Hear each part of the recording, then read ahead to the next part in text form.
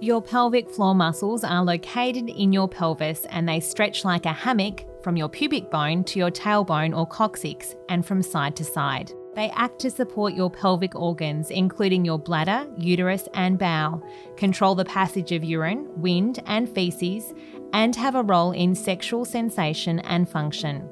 You should exercise and retrain your pelvic floor muscles after childbirth, even if you have had a cesarean delivery or don't have any symptoms of pelvic floor weakness.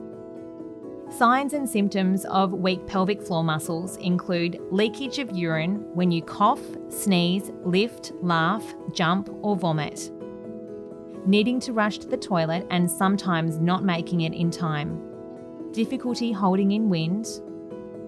A heaviness, dragging, lump or bulge in the vagina. Pelvic or lower back pain. Pain or lack of sensation during sex.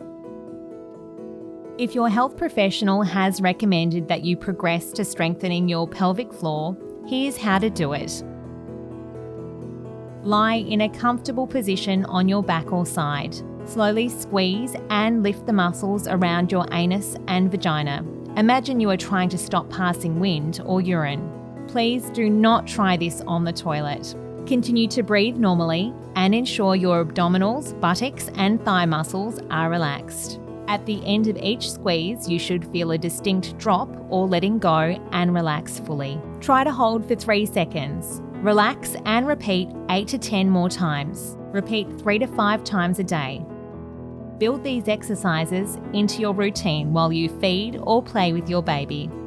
It is recommended that you wait until your 6-week postnatal check before increasing your intensity level. It is important to check with your doctor, midwife, or continence professional before returning to exercise.